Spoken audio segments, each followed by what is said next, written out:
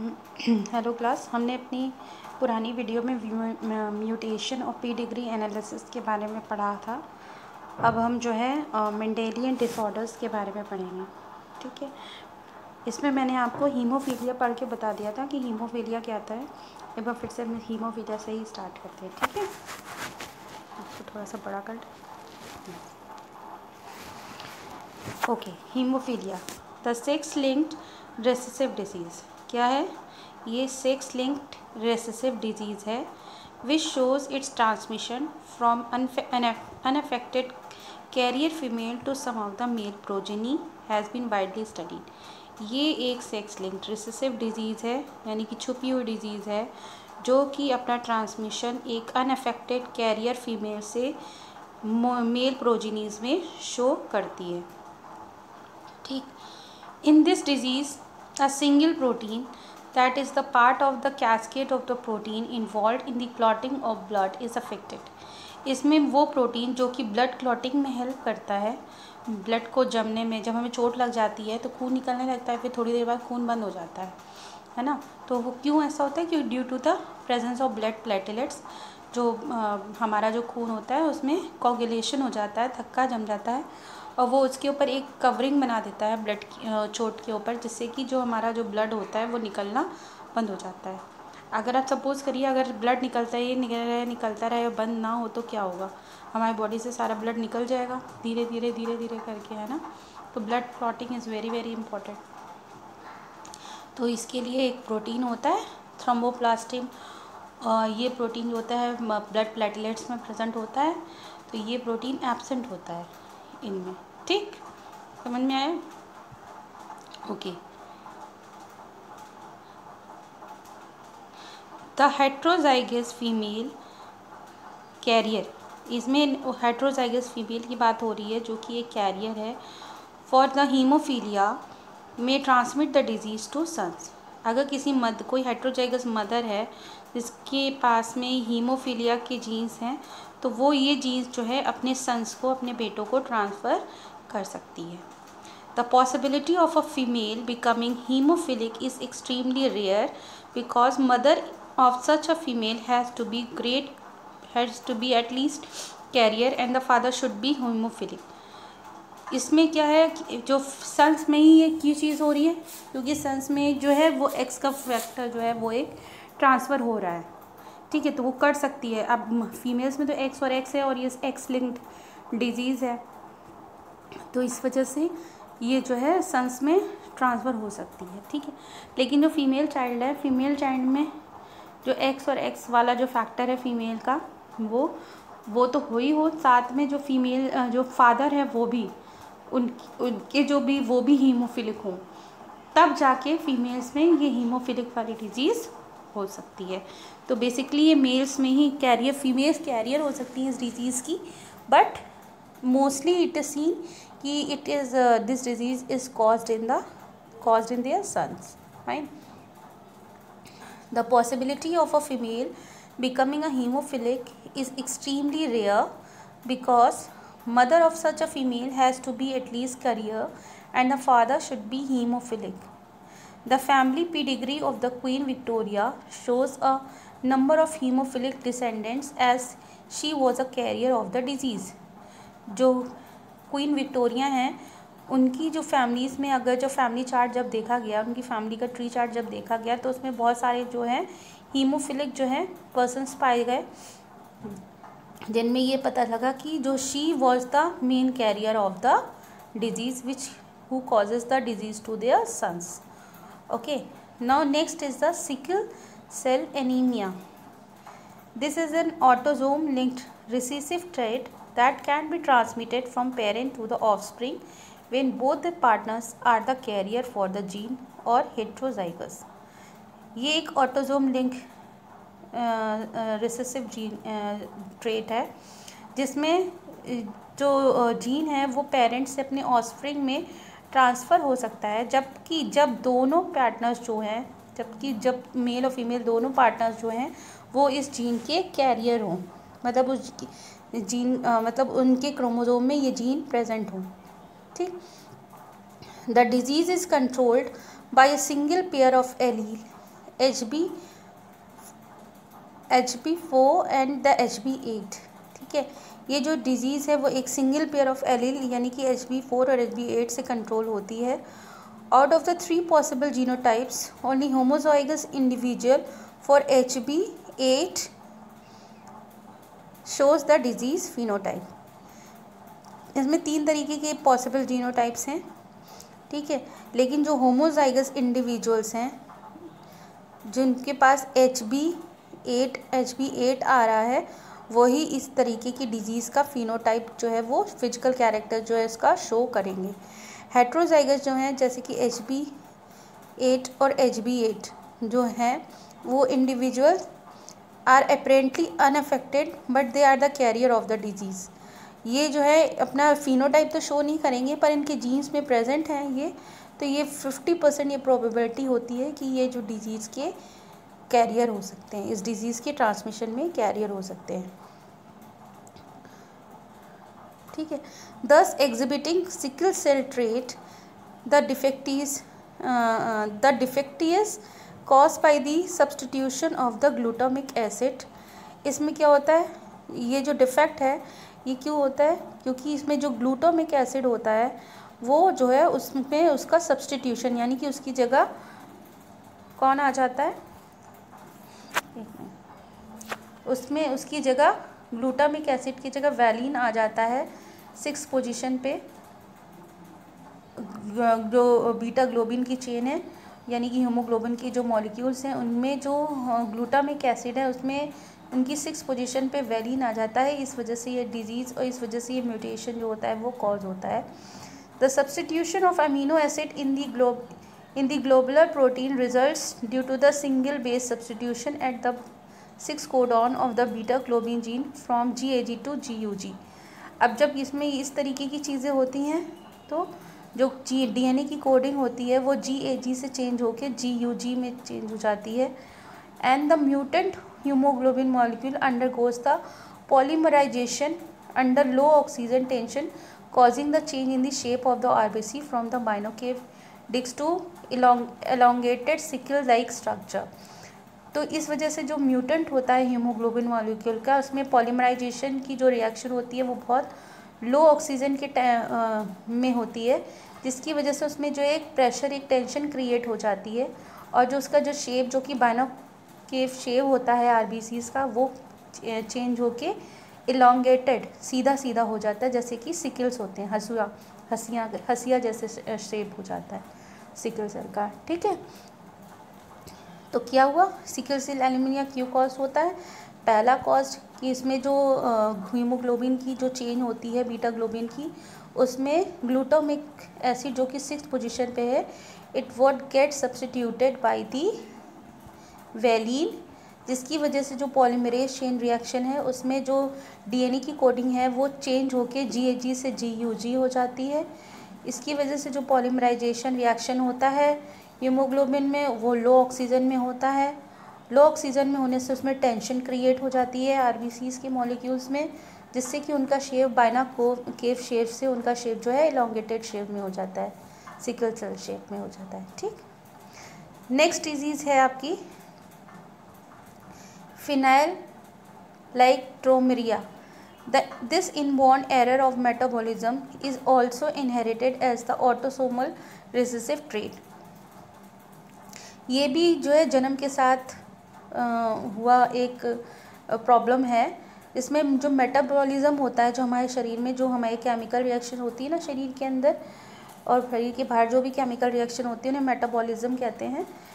तो उसमें जो है उनके उस मेटाबॉलिज्म में कुछ प्रॉब्लम आ जाती है due to the autosomal recessive traits in genes of a chromosome.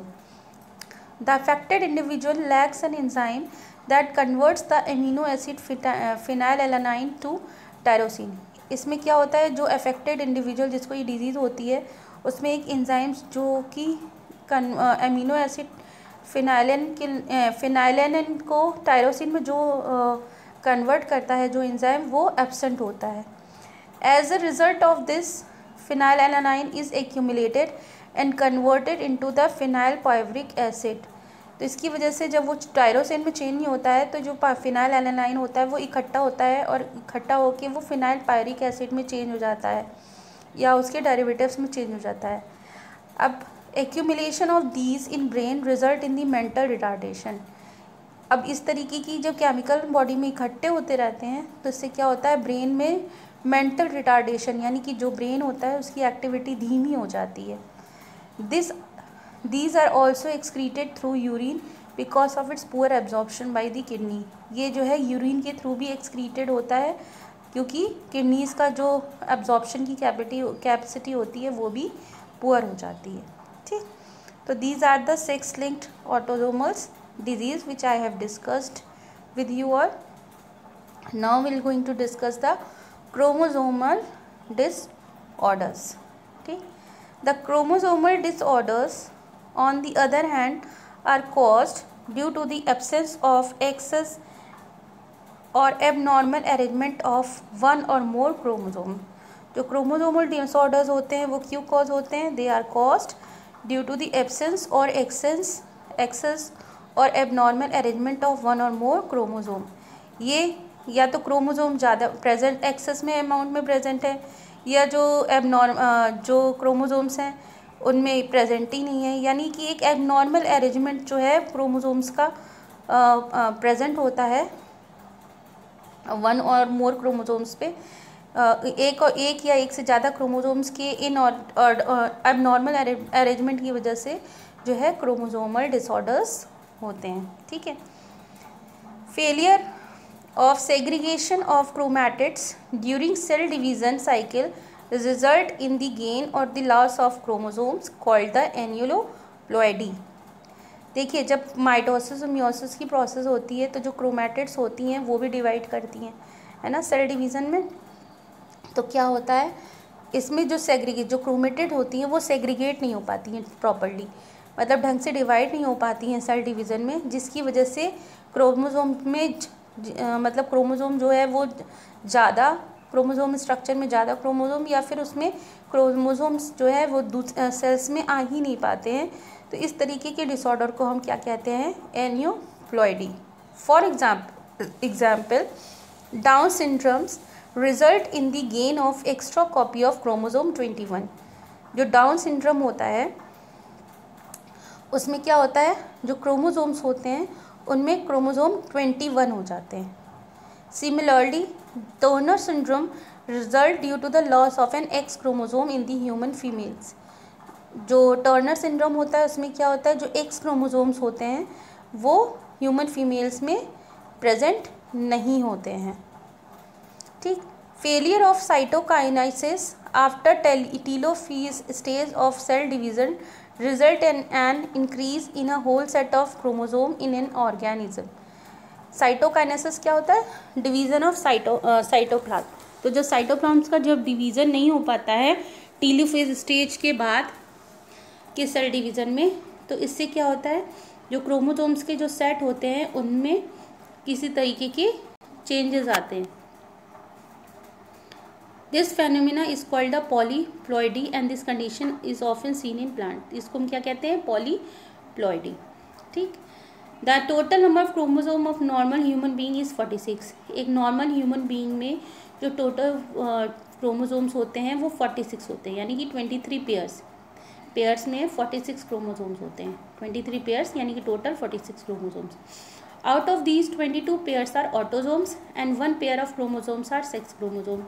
तो इनमें से जो 22 जो पेयर होते हैं वो ऑटोसोम्स यानी कि बॉडी सेल्स वाले होते हैं, और एक जो होता है वो सेक्स क्रोमोसोम्स होते हैं, XY हो गए या फिर XX होंगे। ठीक है, sometime though rarely either an additional copy of a chromosome may be included in an individual or an individual may be lack one of any one pair of chromosome.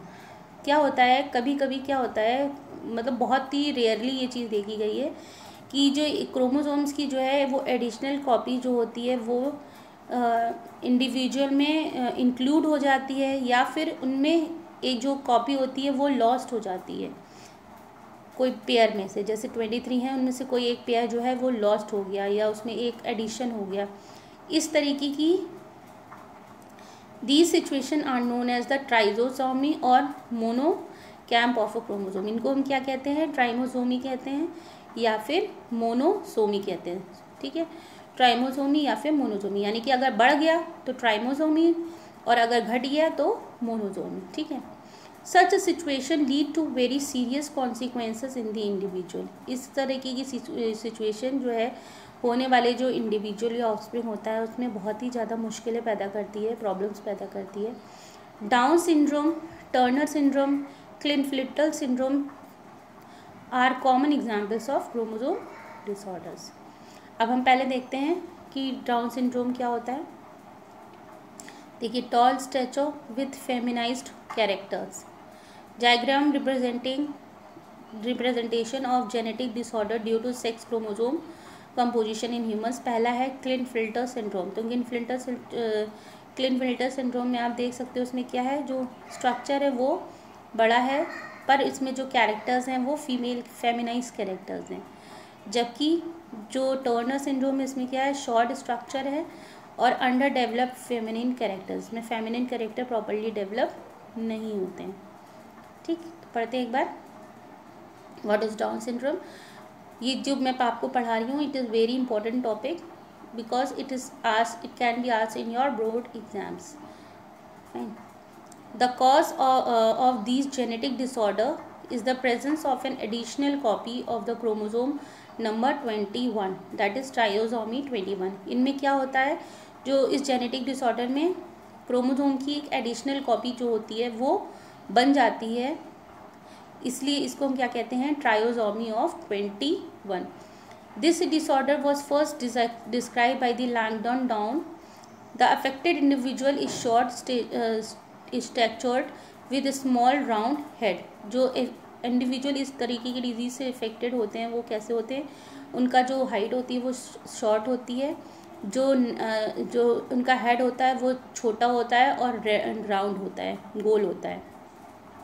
Furrow tongue and partially open mouth. इनकी जो टंग होती है वो निकलती रहती है और जो माउथ होता है वो हल्का सा हमेशा खुला रहता है. Palm is broad with characteristic palm crease. जो इनका पाम होता है वो बड़ा होता है, चौड़ा होता है. Physical, psychomotor and mental development is retarded. यानी कि जो उनकी फिजिकल, साइकोमोटर और जो मेंटल डेवलपमेंट होते हैं वो रिटार्डेड होते हैं, यानी सोच नहीं पाते हैं, मेंटल डेवलपमेंट नहीं हो पाता है, फिजिकल डेवलपमेंट नहीं हो पाता, फिजिकल एक्टिविटी शो नहीं कर पाते हैं. तो that kind of persons are suffering from the Down syndrome. Next है Klinefelter syndrome. This genetic disorder is also caused due to the presence of an additional copy of X chromosomes resulting into a carrier type of 47XXY. Klinefelter syndrome में क्या होता है, जो इसमें जो chromosomes की जो एक एक्स क्रोमोसोम की एक एक्स्ट्रा कॉपी उसमें ऐड हो जाती है और जो उसकी संख्या हो जाती है वो कितनी हो जाती है, 47. और इसका फॉर्मूला क्या बन जाएगा, XXY. तो such an individual has overall masculine development. इस तरीके की जो इंडिविजुअल होते हैं उनमें जो ओवरऑल जो होता है वो मैस्कुलिन डेवलपमेंट होता है. However the feminine development, that is the development of breast and the गाइनोकोस्टोमेटल इज ऑल्सो एक्सप्रेस्ड. मतलब इसमें फीमेल कैरेक्टर्स, इसमें हल्के फुल्के मेल की बॉडी होती है लेकिन उसमें जो भी सिम्टम्स होते हैं कुछ कुछ फीमेल्स के कैरेक्टर्स भी उसमें डेवलप हो जाते हैं. Fine.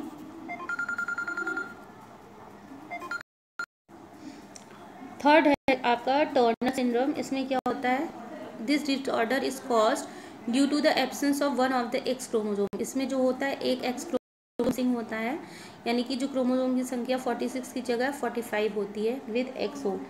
Such females are sterile as ovaries are the rudimentary besides other features including lack of other secondary sexual characteristics. में जो फीमेल्स होती हैं वो उनकी जो वो स्टेराइल होती हैं यानी कि फर्टाइल नहीं होती हैं, और जो ओवरीज होती हैं उनकी, और जैसे अदर फीचर जो होते हैं जो सेकेंडरी सेक्सुअल कैरेक्टरिस्टिक्स के फीचर्स होते हैं वो इनके में मिसिंग होते हैं. ठीक, तो these are the various types of symptoms, various type of diseases. और आपका आई होप आपका चैप्टर यहाँ पे फिनिश होता है. तो नेक्स्ट वीडियो में मैं आपको रिवीजन नोट दूंगी इन चैप्टर्स का. Till that time, just read and revise the whole content which I have taught you. Okay. Thanks to all of you. Bye.